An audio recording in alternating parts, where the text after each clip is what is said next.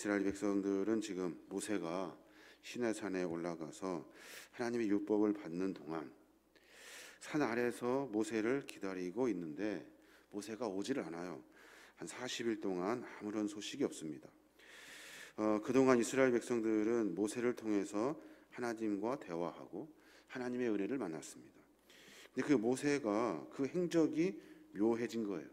어디 갔는지를 보이질 않아요. 또 하나님과 대화도 단절된 것 같고 이스라엘 백성들은 그래서 하나님을 찾기 시작합니다.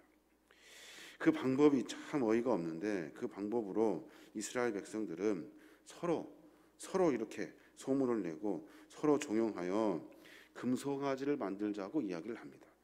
그래서 그 금송아지에 우리가 절하고 숭배하자, 예배하자, 그것을 우리가 하나님으로 삼자라고 이야기하면서 금송아지를 만들어요. 이스라엘 백성들은 오랜 애굽 생활을 통해서 금송아지 숭배에 대한 그 관습, 그 습관을 은연중에 자기도 모르는 사이에 그것이 표출된 거예요. 애굽 땅에는 소를 섬기는 그런 우상신들이 참으로 많습니다. 그 우상을 섬기고자 하는 것이 이스라엘 백성들의 마음이에요.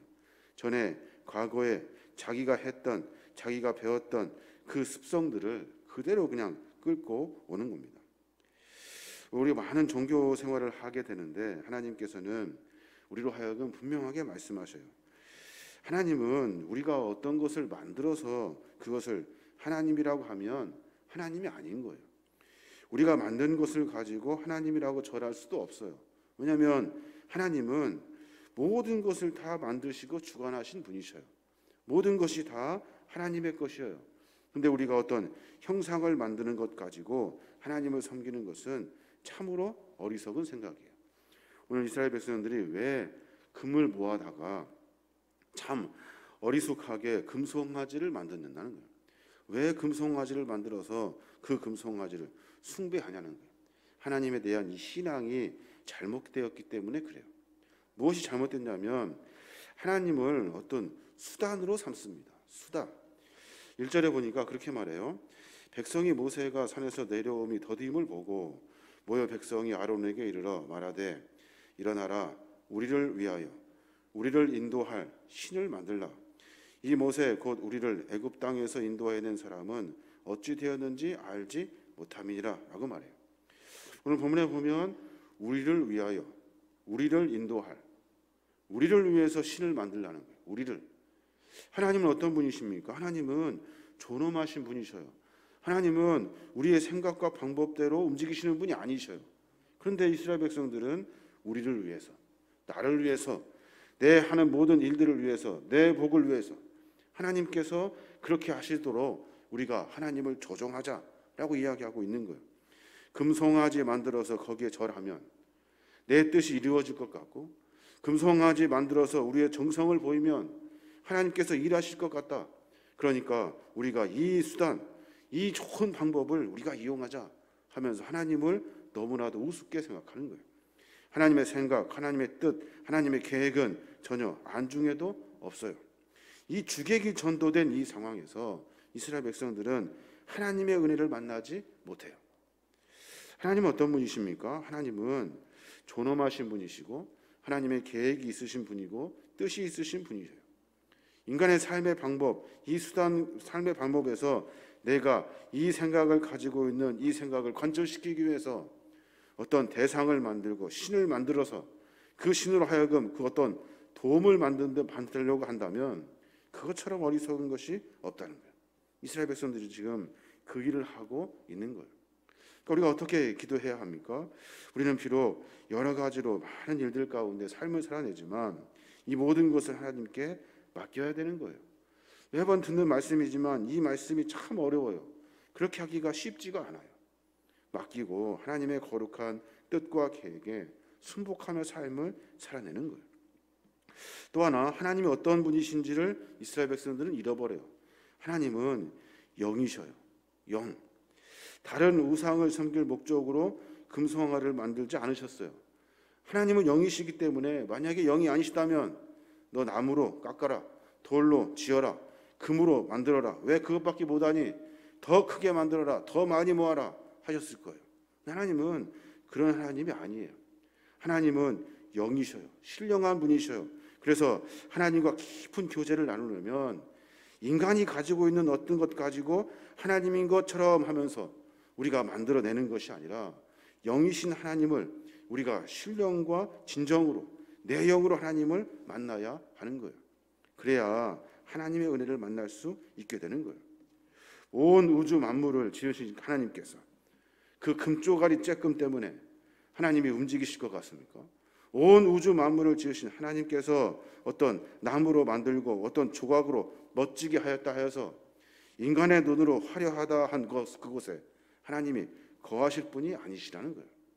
하나님은 아무리 생각해도 성막에 거하셨던 분이시고, 하나님은 성전에 거하셨던 분이시고, 하나님은 자기가 거하시고 싶으신 곳에 거하시는 분이셔요.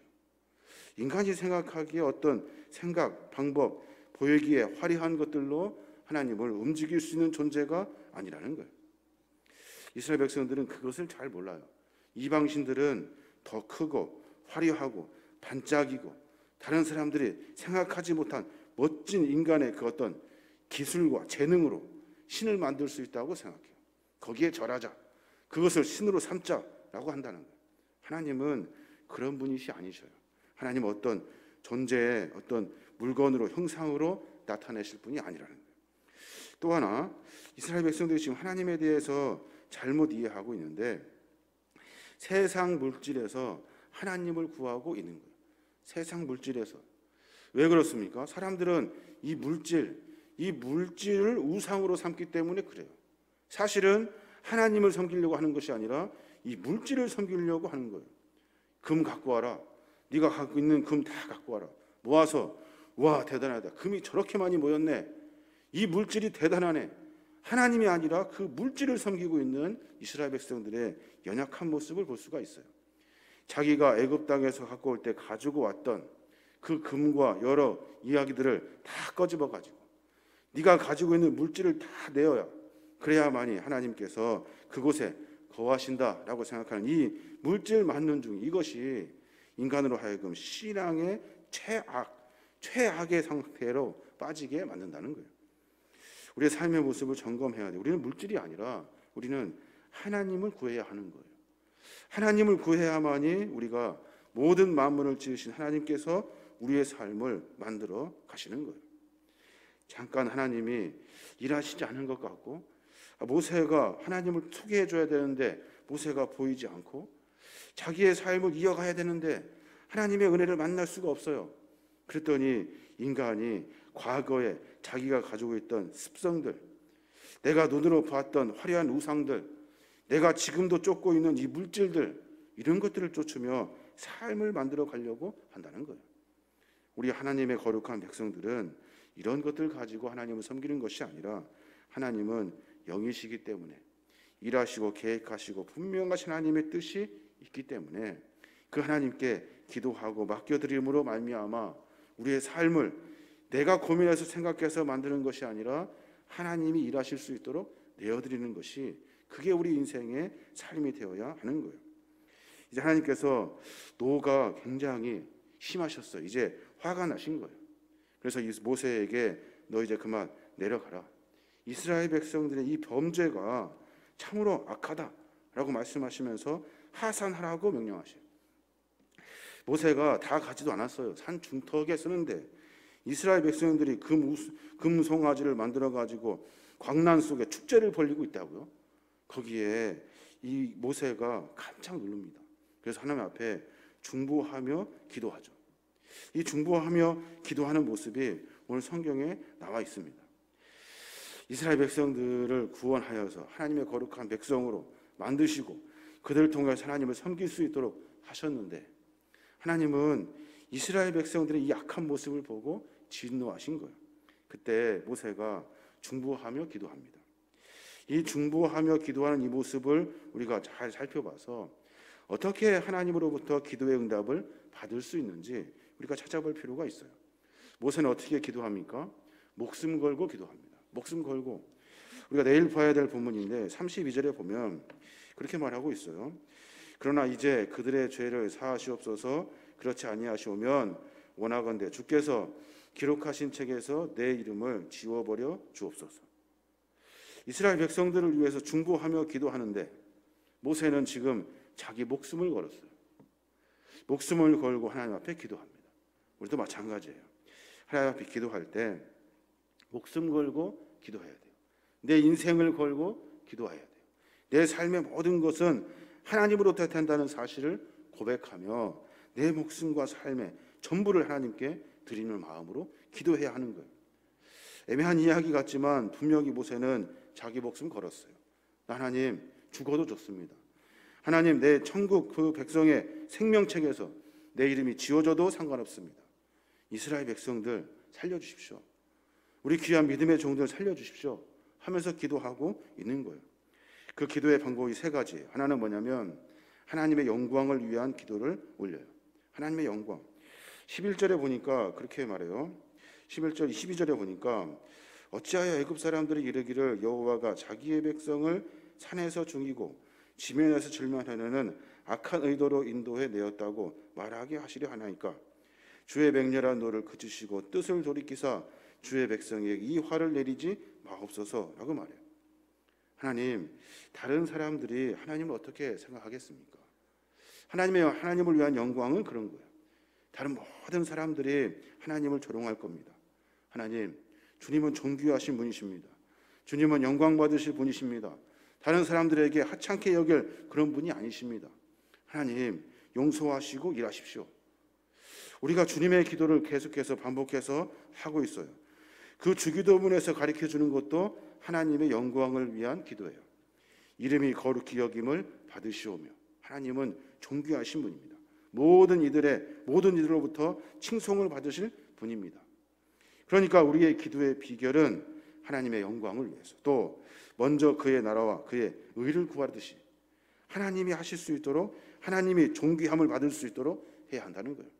하나님, 이 일을 되었으면 좋겠습니다. 왜냐하면 하나님이 이 일을 통해서 영광 받으실 일입니다. 하나님이 이 일을 위해서 영광 받으실 일입니다. 근데 우리는 이 영광을 빙자하여 자기의 이익을 구한다고. 그렇게 하지 말고 오로지 하나님의 영광이라면 상관없습니다. 괜찮습니다. 이 일을 통해서 하나님이 영광 받으십시오. 또 하나는 하나님은 약속을 지키시는 분이셔요. 약속을. 그러니까 그 약속을 붙들고 기도해야 돼요. 13절에 뭐라고 해야 합니까? 주의 종 아브라함과 이삭과 이스라엘을 기억하소서. 주께서 그들을 위하여 주를 가리켜 맹세하여 이르시기를 내가 너의 자손을 하늘의 별처럼 많게 하고 내가 허락한 이 온 땅을 너희의 자손에게 주어 영원한 기업이 되게 하리라 하셨나이다 라고 말하면서 하나님이 전에 우리 조상들과 함께 맺었던 그 약속의 이야기를 끄집어 왔어요. 우리 기도할 때 어떻게 해야 됩니까? 그냥 내가 원하는 것을 기도하는 것이 아니에요. 하나님의 약속의 말씀을 붙들고 기도해야 돼요. 하나님 부르짖으라 했습니까? 그러니까 내가 부르짖습니다. 당신의 백성들 놓지 않는다 말씀하시지 않았습니까? 하나님 붙들어 주십시오. 연약한 자들을 세운다 하지 않았습니까? 내가 지금 힘듭니다. 고난입니다. 연약합니다. 붙들어 주십시오. 이 약속의 말씀을 끄집어 가지고 기도의 제목으로 삼아야 한다는 거예요.